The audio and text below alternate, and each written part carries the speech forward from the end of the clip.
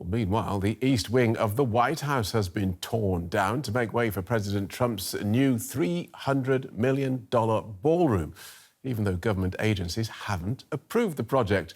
The ballroom is going to be twice as big as the White House itself, and opponents are outraged. But the president says the project won't cost taxpayers a penny. The demolition of the East Wing of the White House has taken many by surprise. The plans for a new ballroom at the site were announced back in July. But at the time, Trump implied the existing historic structure would remain largely intact. Trump used a meeting with NATO head Mark Rutte to explain the reversal and defend the controversial project. So over the years, many presidents have made changes. This obviously would be the biggest change, but this was something they've wanted for at least 150 years. In order to do it properly, we had to take down the existing structure. Trump said the new ballroom would be financed by, quote, some of his friends and out of his own pocket. Contributors are thought to include the companies Alphabet and Palantir. He was angry at the suggestion that he had not been transparent. I haven't been transparent? That's some of your really? feel I've shown this to everybody that would listen. Third-rate reporters didn't see it because they didn't look. You're a third-rate reporter, always have been. But concerns are also growing elsewhere that the White House may not have followed the rules, not just when it comes to the demolition, but also when it comes to planning permission for the new building. The National Trust for Historic Preservation, for one, has asked for the work to be halted.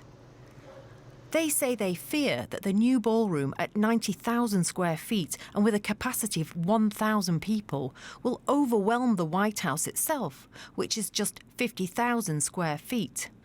And there are other misgivings among opponents. I'm astonished. It's pretty upsetting. Number one, I don't know that this is something clearly that the public has a right to know and to weigh in on. I think everything that's happening here is pretty shocking and not a great sign of the times. We have a developer as a president, so he can do that to the White House. The president denies all the criticisms, saying the new ballroom will enable the White House to host larger events and accommodate more guests, while preserving the historic nature of the site. Well, Elaine Kmark is Senior Fellow in Governance Studies and Director of the Centre for Effective Public Management at the Brookings Institution. As a former White House official, she also worked in the East Wing from 1993 to 1997. Welcome to DW. So we have a billionaire president building a palace ballroom for rich people, financed by rich people, in the richest country in the world. Why is that upsetting so many people? It's upsetting so many people on two levels.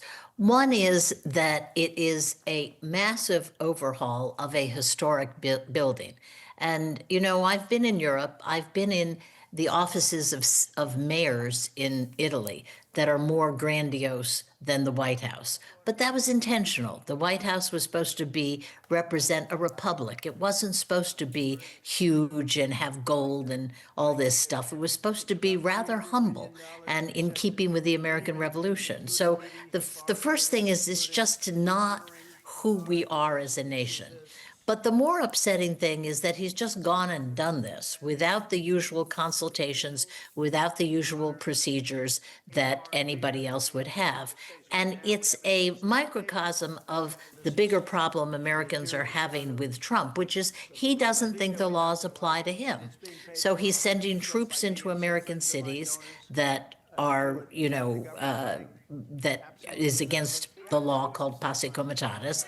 He's blowing up boats off the coast of Venezuela without, Okay, we can get into all that in a separate interview, but he's right, isn't he?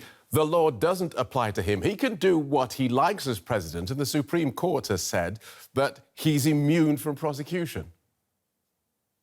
Well, yes, he's immune from prosecution as president, but that doesn't mean that he can go breaking the laws. The reason he gets away with all of this is not because the court is pretty passive, but also because the Congress, the Republicans in Congress, simply treat him as they would a prime minister, not a president, where there's a division of powers, a separation of powers. So he gets away with all of this stuff, and this is just the most dramatic because it's visually so dramatic. I mean, I'm getting the hint from your general demeanour that you're not a fan of the 47th President of the United States. Could that be colouring your judgment as to the suitability of this project? Well, yes and no. I mean, listen, I know I worked in the White House. I know I've been to state dinners. I know how small that East dining room is, okay? It really can't accommodate a lot of people. And I certainly understand the need for some expansion. But the way he's gone about this is he's just doing what he wants to, and nobody knew that the East Wing was going to be demolished. He said it wouldn't be, and then he began to demolish it without any approvals, without any consultation, etc. And it's kind of like, that's why I say it's a microcosm of all the many other things that he's doing without approval. The money, though, it's not going to cost the taxpayers a penny. Anything wrong with that? Right. But of course, because he's hitting up the richest corporations in America. And don't you think that those companies are going to want something in return for the millions and millions of dollars that they contribute to this cause? I mean, it reeks of corruption. Right. You worked in the East Wing of the White House. What does it feel like to see it torn down like this? Well, it's horrifying. I mean, it's just horrifying. There's all sorts of history there. It is in keeping with the entire plan of the White House, where there's a large center section and then a smaller West Wing and a smaller East Wing. It's been the traditional entrance points for parties and state dinners, etc. It's just it's very, very upsetting. Right. And the fact that it's so visually raw is, I think, making a lot of people think, what is going on here? Thank you for joining us, Elaine. Elaine Kmart from the Brookings Institution. You're welcome. Thank you.